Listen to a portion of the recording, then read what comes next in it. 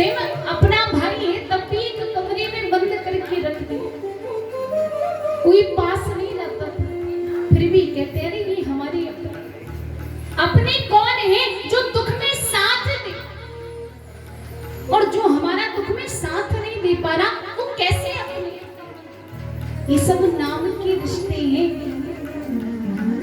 आप भी केवल इस संसार में आए हो, अपना कर्तव्य निभाओ, लेकिन ये बात याद रखो अकेले आए हो और अकेले कोई साथ नहीं जाने वाला। ये सारे रिश्ते झूठे हैं। आप एक बार स्वयं हृदय पर हाथ रख के देखिएगा किसने कितना साथ दिया। छोटा सा बालक है, छोटा जब बालक रहता है अपनी माँ से कहता है माँ मैं आपका आंचल नहीं छोड़ूंगा, माँ आप मेरा साथ मत छोड़ना। वही बालक जब बड़ा होता है अपनी माँ के आंचल को भूल जाता है, बीवी के पल्लों से बंधा। कैसे कहोगे अपना। बचपन में उसे माँ से स्वार्थ था, उसे पता था कि माँ मुझे संभालेगी, माँ से स्वार्थ था, तब माँ के साथ चलता था। और आज माँ से स्वार्थ समाप्त हो गया, अपने पैरों पर खड़ा हो गया, तो आप स्वयं देखिए ना, माँ को वृद्धाश्रम भेज दिया। अपनी माँ है ना, वो वही माँ है जिसे कभी कहते थे माँ मैं तुम्हारे बिना रह नहीं सकता। उसी माँ को वृद्धाश्रम भेजने में कोई घबराहट नहीं। अरे वो कैसे लोग हैं, कैसे आपके हृदय में गवाही दे दे कि जिस माँ ने जीवन भर तक पाला, वो माँ हमसे क्या चाहती है। चाहती है कि मैंने मेरे जीवन के 25 वर्ष अपने पुत्र को दे दिया, तो मेरे बुढ़ापे के 25 वर्ष वो मुझे दे, और कुछ चाहती है। उसने हमें अपने 25 वर्ष दे दिए और हम तो 5-10 वर्ष भी नहीं दे पाए। ये सच्चाई है। हमें जब जिससे स्वार्थ होता है हम उसके साथ होते हैं, और जिस दिन स्वार्थ समाप्त हो गया बस उसको छोड़ देते।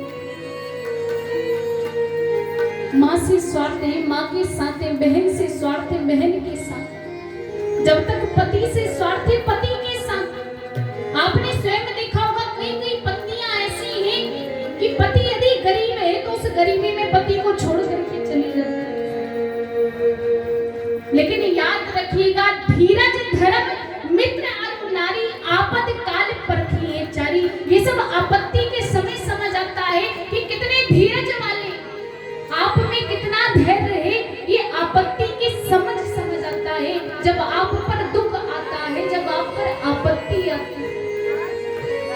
कई लोग ऐसे ना बड़ा दान करते, लेकिन याद रखिए आप पैसे वाले हैं और आप दान कर रहे हैं तो आप बड़े दानी नहीं।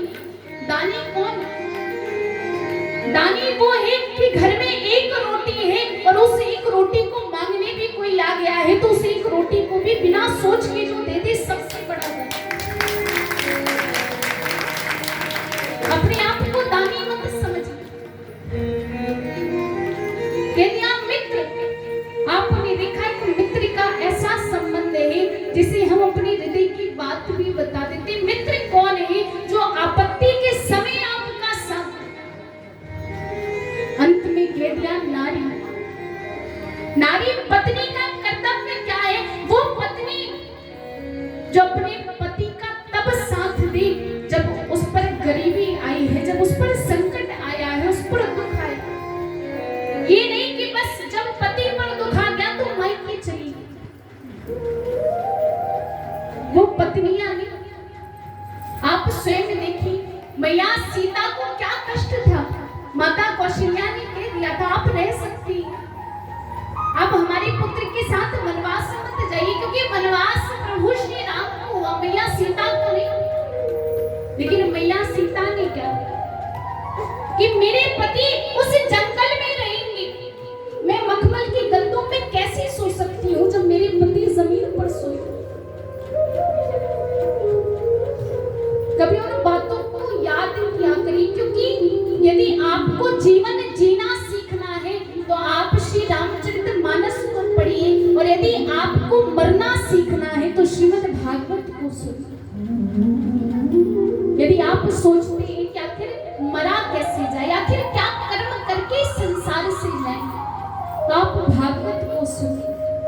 किंतु यदि जीवन जीना सीखना चाहते कि कैसे जीवन जिया जाए, तो आप श्री रामचरितमानस को सुनिए, आप स्वयं देखिए। ऐसे उन्हें मर्यादा पुरुषोत्तम श्री राम नहीं कहा जाता। और हम सभी श्री भोलेनाथ की कथा सुनते बैठे। आपने देखा होगा प्रभु श्री भोलेनाथ जहां भी बैठते मुख में कौन सा नाम होता है? क्या होता है? राम। कहने का अर्थ कि भोलेनाथ राम जी का जाप करते हैं। और राम जी किसका जाप करते हैं? भोलेनाथ का। अब आप कह दो भैया कि भोलेनाथ बड़े, अब कोई कह दे भैया राम जी बड़े। कहने का अर्थ कि सब बराबर हैं, किंतु एक दूसरे की महिमा बढ़ाने के लिए एक दूसरे का जाप करते हैं। श्री राम जी कहते हैं भोलेनाथ बड़े, लेकिन स्वयं श्री रामचरितमानस में भी लिखा है लोग द्रोह कर लेते हैं। अरे मेरे भोलेनाथ बड़े, अरे मेरे राम जी बड़े, अरे मेरे कन्हैया जी बड़े। लेकिन एक बात भी याद रखिएगा, स्वयं श्री रामचरितमानस में लिखा है कि शिव द्रोही मम दास कहावा, वो नर मोही सपने हो नहीं। जो शिव का द्रोही है और मेरा दास कहला रहा है, वो नर मुझे सपने में भी अच्छा नहीं लगता, क्योंकि स्वयं प्रभु कभी एक दूसरे में भेद नहीं करते। और कभी आप लोग मन में भेद लाइएगा भी नहीं, इतना बड़ा पाप कभी मत करिएगा। क्योंकि अभी हमने भोलेनाथ की आरती गाई ना, गाई तो सारती में क्या गाया हमने? ब्रह्मा विष्णु शिव ओंकारा, भोले हरि शिव ओंकारा, ब्रह्मा विष्णु सदा शिवे, भोले वरदानी धारा, ओम हरे हरे हर महादेव। अब यहाँ पर यदि चाहते तो केवल भोलेनाथ का नाम हो सबसे बड़ा क्या है कि संसार की उत्पत्ति आदि शक्ति से हुई। आप शिव पुराण को उठा करके देखेंगे, शिव जी को सबसे बड़ा कि संसार की उत्पत्ति शिव जी से हुई। वहीं आप रामचरितमानस को उठा करके देखेंगे, उसमें राम जी को बड़ा कर दिया, भागवत में कृष्ण जी को बड़ा कर दिया। किंतु आप सभी मन में कभी भेद मत लाइए, क्योंकि ब्रह्म केवल एक है, जो परम ब्रह्म है वो केवल एक है। कभी वही परम ब्रह्म श्री शंकर भगवान के रूप में आ जाता है, वही परम ब्रह्म श्री कृष्ण के रूप में आ जाता है, वही परम ब्रह्म कभी श्री राम के रूप में आ जाता है। किंतु कोई भेद नहीं, इनमें कोई भेद। हम सभी यहाँ पर प्रतिदिन 1 बजे से चाह ही रही है, किंतु मेरे प्रभु के अभिषेक करने का भी अवसर मिल रहा है। देखिए बड़े सौभाग्य की बात है, ये मत सोचिएगा छोटी मोटी बात। आप यदि आज मन में सोच भी लेना कि हमें अभिषेक करना है, लेकिन जब तक प्रभु की कृपा होगी नहीं तब तक कर पाते हो क्या? मन में तो बड़ा आ जाता है, आज हम ये कर लेंगे, आज हम ये कर लेंगे, क्या कर पाते हो? और आप देखिए यहाँ पर तो स्वयं गंगा आ रही, एक वो मानसी गंगा है जहाँ पर हमें जाना पड़ता है। हम जाते हैं कि हमारे जो पाप है वो पाप नष्ट हो जाए। और यहाँ पर देखिए हमारा तन तो पवित्र हो ही रहा है, क्योंकि ये ज्ञान की गंगा, वो तो मानसी गंगा है और ये ज्ञान की गंगा है। हमारा तन, हमारा मन और हमारा धन तीनों पवित्र हो रहा है कि नहीं? हमारा धन लग रहा है, धन भी पवित्र हो रहा है, हमारा मन लग रहा है, मन भी पवित्र हो रहा है, और हमारा तन तो पवित्र। तो इसीलिए कहा कि जब द्वारे पर गंगा आ ही गई है तो स्नान करने में क्या कोई घाटा है? ऐसा तो नहीं भैया किसी का कोई घाटा हो जाए। तो द्वारे पर जब गंगा आ ही गई तो स्नान करने में हमारा लाभ ही होगा। तो सभी से निवेदन है कि जो भी यजमान बनना चाहते हैं वो एक सूची लेकर के जाएंगे जिसे भी रुद्राभिषेक करना है, क्योंकि देखिए ऐसा नहीं कि सामग्री यहाँ से मिल जाए उस सामग्री से आप अभिषेक करें, क्योंकि जब तक अपना नहीं लगाएंगे तो भैया दूसरे को लाभ मिल जाएगा।